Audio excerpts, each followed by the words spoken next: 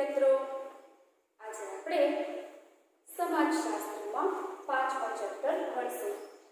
પરિવર્તનની સામાજિક અને સાંસ્કૃતિક પ્રક્રિયાઓ.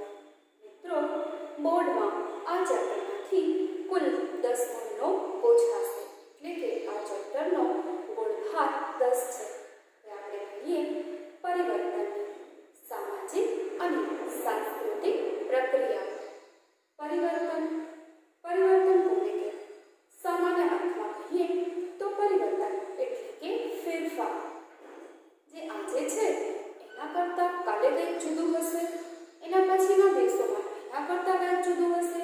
આ બધાને આપણે પરિવર્તન તરીકે ઓળખીએ છીએ.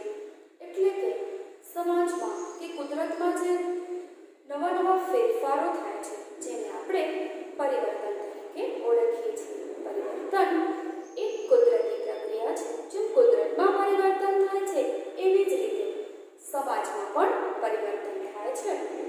દાખલા તરીકે પહેલા સંયુક્ત કુટુંબ પ્રથા હતી, એની જગ્યાએ હવે વિભક્ત કુટુંબ પ્રથા આવી ગઈ છે. પહેલા બધા એક સાથે ભેગા મળીને રહેતા હતા સંયુક્ત કુટુંબ પ્રથામાં. તો હવે લોકો જુદા રહેવાનો પસંદ કરે છે, એટલે કે વિભક્ત કુટુંબ પ્રથા આવી ગઈ છે. તો તેવી જ રીતે પહેલા કોઈ પ્રસંગ કે કંઈ હોય તો બધા લોકો ભેગા નીચે પલાઠી વાળી અને જમવા માટે બેસતા, જેને આપણે પાંગત તરીકે ઓળખીએ છીએ. પણ હવે આવું જોવા મળતું નથી.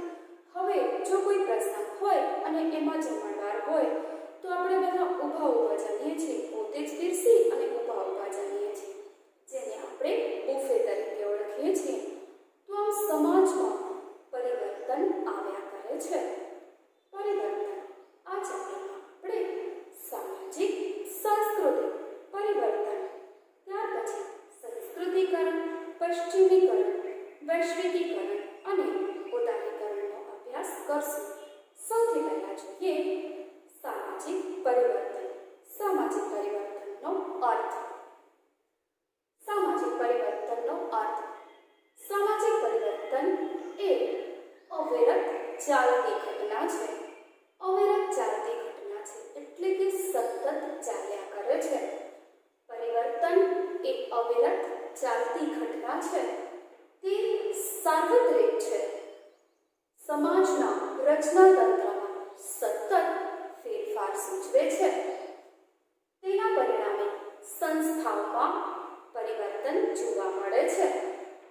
જ્યારે સામાજિક સંગઠનોના સ્વરૂપમાં નોંધપાત્ર ફેરફાર થાય ત્યારે તેને સામાજિક પરિવર્તન તરીકે ઓળખવામાં આવે છે. આમ સામાજિક પરિવર્તન એ અવિરત ચાલતી ઘટના છે. અવિરત એટલે કે સતત કન્ટિન્યુ ચાલતી ઘટના છે. તે સાર્વત્રિક છે. સાર્વત્રિક છે એટલે કે બધી જ જગ્યાએ પરિવર્તન જોવા મળે છે. કોઈ એવો સમાજ નથી કે જેમાં પરિવર્તન ન હોય. તે સાર્વત્રિક છે. સમાજના રચનાતંત્રમાં સતત ફેરફાર થાય છે. સમાજનું રચનાતંત્ર એટલે કે સમાજ જે જુદા ભાગોમાં વિભાજિત છે તો એ દરેક ભાગમાં પરિવર્તન જોવા મળે છે. તેના પરિણામે સંસ્થાઓમાં પરિવર્તન જોવા મળે છે. સમાજના વિવિધ ભાગોમાં પરિવર્તન થાય છે. તેને લીધે કુટુંબ, ધર્મ, લગ્ન વગેરે જેવી સંસ્થાઓમાં પણ પરિવર્તન જોવા મળે છે. જ્યારે સામાજિક સંગઠનોના સ્વરૂપમાં નોંધપાત્ર ફેરફાર થાય ત્યારે તેને પરિવર્તન તરીકે ઓળખવામાં આવે છે. આ જોઈએ પરિવર્તનનો અર્થ. હવે જોઈએ પરિવર્તનની વ્યાખ્યા. સામાજિક પરિવર્તનની વ્યાખ્યા. કિંગ્સલે ડેવિસે સામાજિક પરિવર્તનની વ્યાખ્યા આપતા જણાવે છે કે સામાજિક રચનાતંત્ર અને કાર્યોમાં આવતું પરિવર્તન એટલે કે સામાજિક પરિવર્તન. સામાજિક રચનાતંત્ર જેમ આપણા શરીરનો રચનાતંત્ર છે, જુદા ભાગો બની આપણા એક શરીરની રચના થાય છે, તેમ સમાજના પણ જુદા ભાગો જોવા મળે છે. આ જુદા આખું સમાજનું માળખું તૈયાર થાય છે, જેને સામાજિક રચનાતંત્ર તરીકે ઓળખવામાં આવે છે. તો આ સામાજિક રચનાતંત્ર અને તેના કાર્યોમાં આવતું પરિવર્તન એટલે કે સામાજિક પરિવર્તન. દાખલા તરીકે હમણાં જ આપણે વાત કરી કે પહેલા સંયુક્ત કુટુંબ પ્રથા હતી, એની જગ્યાએ હવે વિભક્ત કુટુંબ પ્રથા આવી ગઈ છે. પહેલા બધા લોકો મનોરંજન મેળવવા માટે સાંજે જ્યારે ઘરે આવે, કોઈ ખેતરેથી, કામેથી કે જુદા જુદા વ્યવસાયોમાંથી લોકો ઘરે આવે, બધા ભેગા બેસતા, ગપાટા મારતા, અલગ અલગની વાતો કરતા, આ રીતે મનોરંજન મેળવતા. તો કોઈ ધાર્મિક પ્રસંગ હોય, બીજ હોય કે પૂનમ હોય કે આવા કોઈ પ્રસંગ હોય તો જુદા જુદા ઘરે ભજનોનું આયોજન થતું, સત્સંગનું આયોજન થતું અને આ રીતે લોકો મનોરંજન મેળવતા હતા. હવે આ બધાનું સ્થાન ટીવી અને સિનેમાએ લઈ લીધું છે. એટલું જ નહીં, પણ ટીવી અને સિનેમા નહીં, પણ અત્યારે આ બધાનું સ્થાન એક સ્માર્ટફોને લઈ લીધું છે. એમ કહેવું પણ કંઈ ખોટું નથી. દરેક વ્યક્તિ છે સ્માર્ટફોનનો ઉપયોગ કરે છે, એનાથી મનોરંજન મેળવે છે. પપ્પા ઓફિસ ગયા હોય તો સાંજે ઘરે આવી પોતાના ફોનમાં વ્યસ્ત થઈ જાય છે. મમ્મી રસોઈનો કામ પતાવી એ પણ પોતાના ફોનમાં વ્યસ્ત થઈ જાય છે. બાળકો અભ્યાસ કરી બીજું કાર્ય પતાવી અને સાંજે એ પણ પોતપોતાના ફોનમાં વ્યસ્ત થઈ જાય છે. આમ દરેક વ્યક્તિ ઘરમાં બેઠા બધા હોય છે, પણ એકબીજા સાથે કોઈ વાતચીત નથી કરતા. બધા પોતપોતાના ફોન લઈ અને એમાં વ્યસ્ત થઈ જાય છે. તો પહેલા જે રીતે લોકો મનોરંજન મેળવતા હતા અને અત્યારે આ ફોનમાંથી મનોરંજન મેળવે છે, આ બધા જે ફેરફારો છે એ પરિવર્તન સૂચવે છે. પરિવર્તનના લક્ષણો. પરિવર્તનના લક્ષણો વિભાગ સી 2 માર્ક્સમાં પૂછી શકાય. પરિવર્તનના લક્ષણો. પહેલો લક્ષણ છે પરિવર્તન એ સામાજિક પ્રક્રિયા છે. સામાજિક પરિવર્તન એ એક પ્રક્રિયા છે.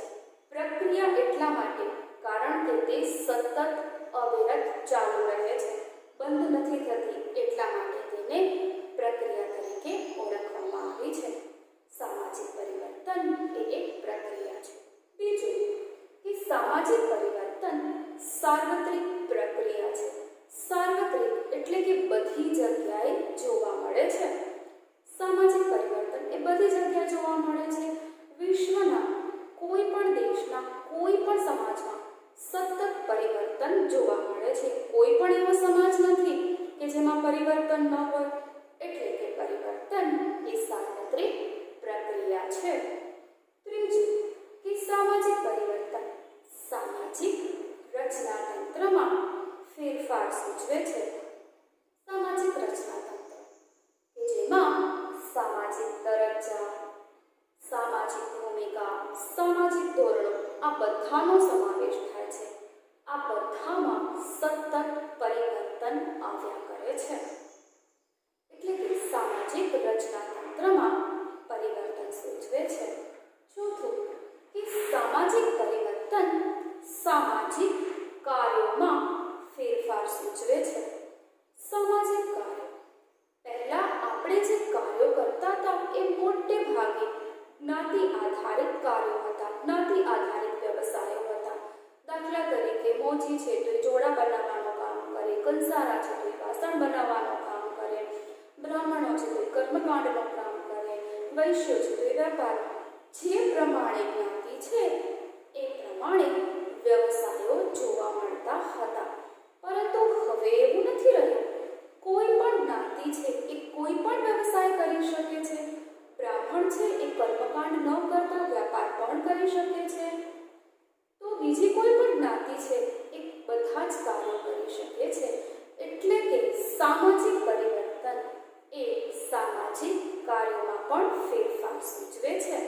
ત્યાર પછી પાંચમો સામાજિક પરિવર્તન સ્વયંજનિત અને આયોજિત પ્રક્રિયા સ્વરૂપે જોવા મળે છે. સામાજિક પરિવર્તન એ સ્વયંજનિત એટલે કે પોતે પોતાની રીતે વિકસતો આવે છે. દાખલા તરીકે માનવી છે. આદિમાનવ જ્યારે માનવી હતો ત્યારે અને અત્યારે આધુનિક માનવી એ પોતે પોતાની રીતે વિકાસ કરતો આવે છે. તો આ પરિવર્તન એ સ્વયંજનિત છે અને સાથે આયોજિત પ્રક્રિયાના સ્વરૂપે પણ જોવા મળે છે. એટલે કે એક મોટો સમૂહ ભેગો થઈ આયોજન કરે છે અને કેટલાક ફેરફારો લાવે છે. દાખલા તરીકે હમણાંની જે નવી રાષ્ટ્રીય શિક્ષણ નીતિ એક છે, પણ એમાં આયોજન કરી અને કેટલાક ફેરફારો સૂચવ્યા છે. તો આમ સામાજિક પરિવર્તન એ સ્વયંજનિત અને આયોજિત પ્રક્રિયા સ્વરૂપે જોવા મળે છે. સામાજિક પરિવર્તનના લક્ષણો કે ભાગ સી બે માર્ક્સમાં પૂછી શકાય. એ સામાજિક પરિવર્તન એ પ્રક્રિયા છે. સામાજિક પરિવર્તન એ સામાજિક પ્રક્રિયા છે, એટલે કે સાર્વત્રિક પ્રક્રિયા છે. સામાજિક પરિવર્તન સામાજિક રચના તંત્રમાં ફેરફાર સૂચવે છે. સામાજિક પરિવર્તન એ સામાજિક કાર્યોમાં ફેરફાર સૂચવે છે. સામાજિક પરિવર્તન એ સ્વયંજનિત અને આયોજિત પ્રક્રિયા સ્વરૂપે જોવા મળે છે. આમ સામાજિક પરિવર્તન એટલે કે સામાજિક રચના તંત્ર અને કાર્યોમાં આવતું પરિવર્તન એવું કિંગ્સલે ડેવિસ જણાવે છે. મિત્રો, હવે આપણે બીજો પ્રશ્ન કરશું. સાંસ્કૃતિક પરિવર્તન. સાંસ્કૃતિક પરિવર્તનનો અર્થ અને તેના લક્ષણો. ભાગ ઈ 5 માર્ક્સમાં પ્રશ્ન પૂછી શકાય. સામાજિક પરિવર્તનને સમજવા માટે સાંસ્કૃતિક પરિવર્તનનો ખ્યાલ ખૂબ જ મહત્વનો છે. સાંસ્કૃતિક પરિવર્તન એટલે શું? સાંસ્કૃતિક પરિવર્તનનો અર્થ સંસ્કૃતિના ભૌતિક અને અભૌતિક પાસાઓમાં આવતું પરિવર્તન એટલે કે સાંસ્કૃતિક પરિવર્તન. સંસ્કૃતિના ભૌતિક પાસા, દાખલા તરીકે મકાન, યંત્રો, ફર્નિચર, વાહનો વગેરેનો સમાવેશ સંસ્કૃતિના ભૌતિક પાસાઓમાં થાય છે. દાખલા તરીકે મકાનની વાત કરીએ તો પહેલા આપણા મકાનો કેવા હતા? માટીના, નળિયાવાળા, કાચા મકાનો. મોટા ભાગના મકાનો આવા જોવા મળતા હતા. જ્યારે હવે અત્યારના પાકા મકાનો, છતવાળા મકાનો, આધુનિક મકાનો જોવા મળે છે. તો પહેલાના મકાનની અને અત્યારના મકાનની બાંધકામની પદ્ધતિમાં પણ પરિવર્તન જોવા મળે છે. તો પહેલાના જે યંત્રોની વાત કરીએ, પહેલા જે યંત્રો હતા એ સાદા હતા. હવે મોટે ભાગે વીજળીથી ચાલતા યંત્રોનો આપણે ઉપયોગ કરીએ છીએ. દાખલા તરીકે પહેલા સંપર્ક કરવા માટે ટેલિફોન, આ યંત્રથી સંપર્ક કરતા હતા, જેમાં સામાન્ય વાતચીત કરી શકતા હતા. જ્યારે ટેલિફોનનું સ્થાન અત્યારે સ્માર્ટફોને લીધો છે. આ સ્માર્ટફોન કે જેની અંદર આપણે વાતચીત તો કરી શકીએ છીએ, પણ દુનિયાના કોઈ પણ ખૂણામાં બેઠેલી વ્યક્તિ સાથે આપણે રૂબરૂ મળ્યા હોઈએ એવી રીતે વિડીયો કોલિંગ દ્વારા વાત કરી શકીએ છીએ. એટલે કે ટેલિફોનથી લઈ સેલફોન સુધીનો સફર જે પરિવર્તન સૂચવે છે. તો વાહન વ્યવહારની વાત કરીએ તો મોટે ભાગે સમૂહમાં આવવા જવા માટે બસો છે કે ટ્રેનનો ઉપયોગ કરતા. અત્યારે એ બધું તો છે જ, પણ નવી ટ્રેનો, મેટ્રો ટ્રેન આવી ગઈ છે, સિટી બસો આવી ગઈ છે. પહેલા જે સાદો સ્કૂટર હતો એનું સ્થાન હવે સ્કૂટીએ લઈ લીધું છે. તો આ બધા જે ભૌતિક પાસાઓમાં પરિવર્તન સૂચવે છે, જેને સાંસ્કૃતિક પરિવર્તન કહેવાય. કેટલાક અભૌતિક પાસાઓ જેમ કે ચિત્રકલા, નૃત્યકલા, ભાષા, જ્ઞાન વગેરે અભૌતિક બાબતો છે. આ બધામાં પણ પરિવર્તન આવે છે.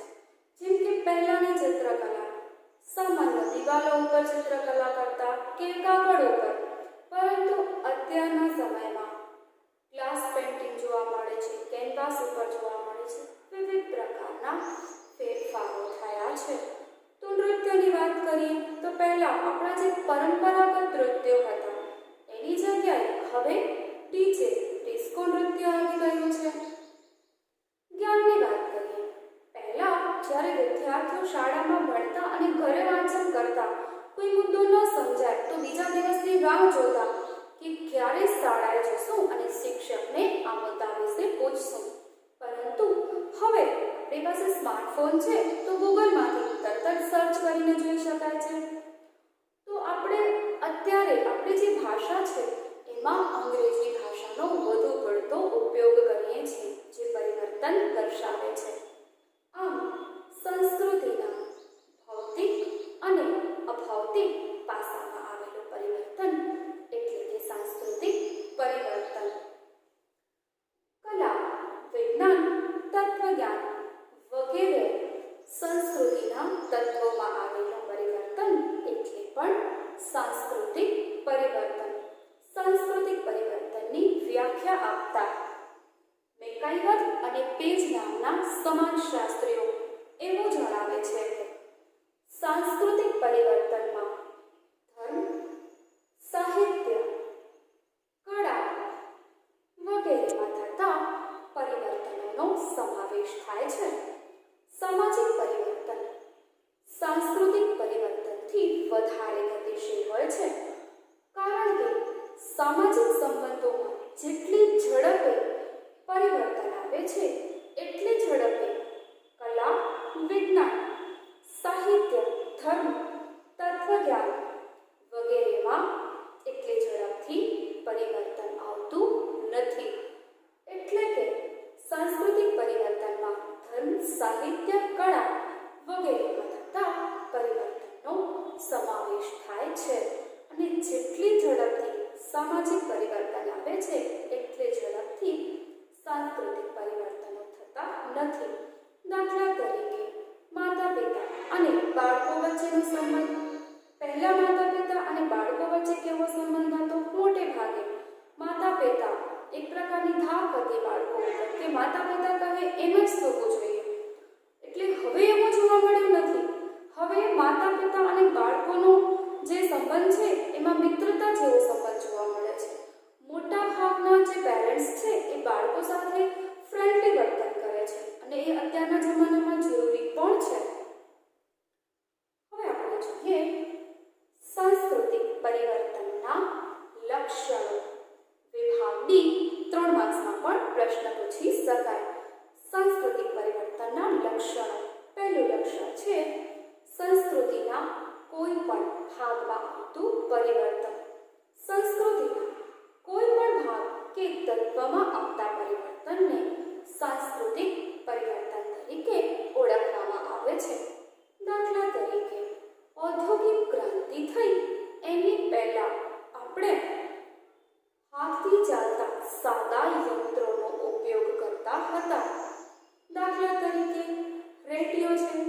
ખાદીનો કાપડ વણવા માટે રેડિયોનો ઉપયોગ કરતા. એટલા માટે જ ગાંધીજીએ રેડિયોનું મહત્વ દર્શાવ્યું છે કે ભારત જેવા દેશમાં વસ્તી વધારે છે, બેરોજગારી છે, તો રેડિયાનો ઉપયોગ કરી વધુમાં વધુ રોજગારી મેળવી શકીએ.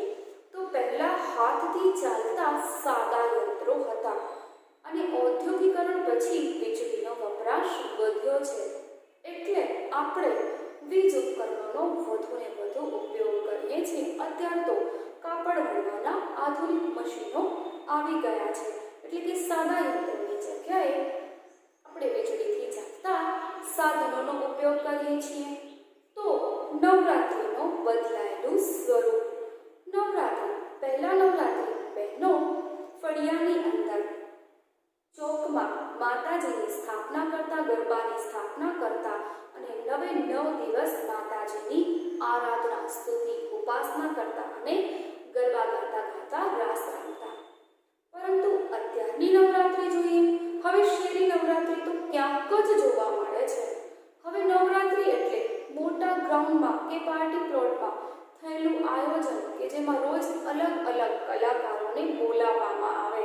અલગ અલગ પ્રકારના હિન્દી, ગુજરાતી, અંગ્રેજી મિક્સમાં ગીતો અને સાથે મોટે ને મોટા ઝુંડમાં ગમે તે રીતે રમવાનું, જેને આપણે ફ્રી સ્ટાઇલ કહીએ છીએ. નવરાત્રિ તો અત્યારે જ છે, પણ પહેલાની નવરાત્રિ અને અત્યારની નવરાત્રિ એમાં ઘણો પરિવર્તન જોવા મળે છે. તો આમ સંસ્કૃતિના કોઈ પણ લાવવામાં આવતું પરિવર્તન એટલે કે સાંસ્કૃતિક પરિવર્તન.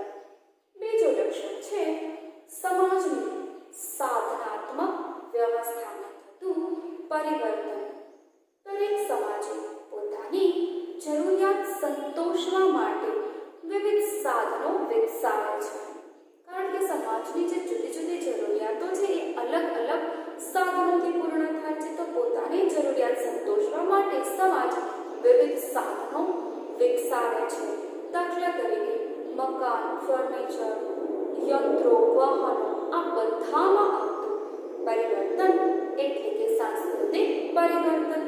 દાખલા તરીકે પહેલા આપણે જમવા માટે પાટલા ઉપર કે પટમાં પલાઠી વાળીને બેસતા, તો એના સ્થાને હવે ડાઇનિંગ ટેબલ આવી ગયું છે.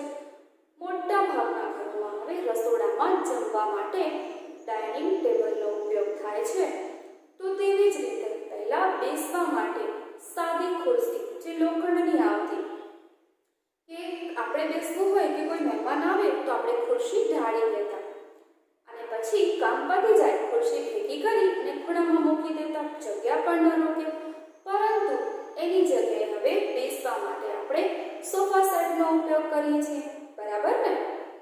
તો આ રીતે આપણી વિવિધ પ્રકારની જરૂરિયાતો જેમ વધતી જાય છે તેમ જે સાધનો છે એમાં પણ પરિવર્તન આવતું જાય છે. આમ સમાજની સાધનાત્મક વ્યવસ્થામાં પરિવર્તન જોવા મળે છે.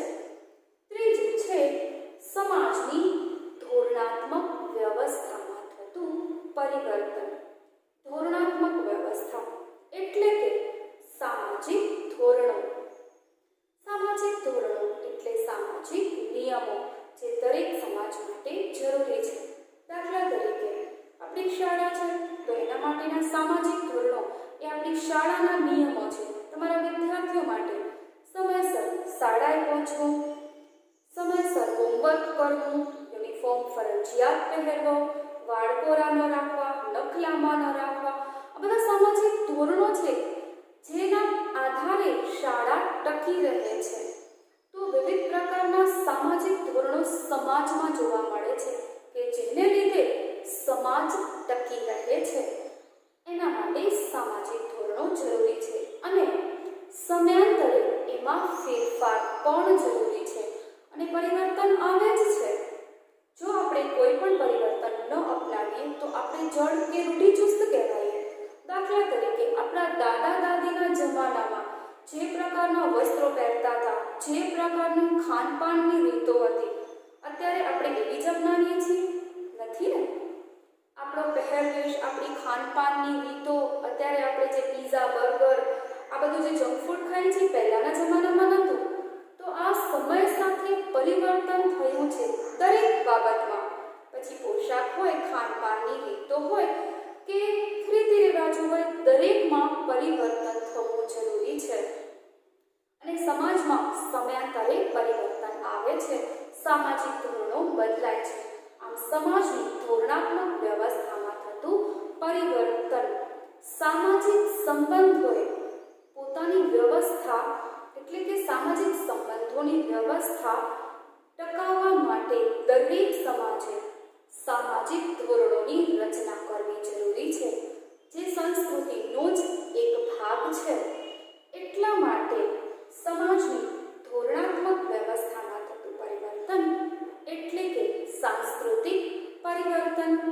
દાખલા તરીકે મહિલાઓના મૂલ્યોમાં આવતું પરિવર્તન, તો લગ્નના કાયદાઓમાં થતું પરિવર્તન, મહિલા સશક્તિકરણને કારણે મહિલાઓ માટેના વિવિધ પ્રકારના રક્ષણ માટેના અને કલ્યાણ માટેના જે કાયદાઓ છે એમાં થતું પરિવર્તન.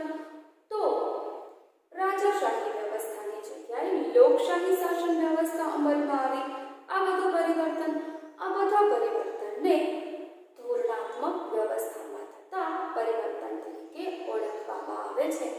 આમ આ જુદા જુદા ક્ષેત્રોમાં થતા પરિવર્તનને સાંસ્કૃતિક પરિવર્તન તરીકે ઓળખવામાં આવે છે. મિત્રો, આજે આપણે આ 2 પ્રશ્નો ભણ્યા, જેમાંથી તમારું હોમવર્ક આ બીજો પ્રશ્ન સાંસ્કૃતિક પરિવર્તનનો અર્થ અને તેના લક્ષણો. આ પ્રશ્ન તમને તમારી નોટમાં લખવાનો છે. હવે નવા વિડીયોમાં નવા ટોપિક સાથે મળશે. નમસ્તે.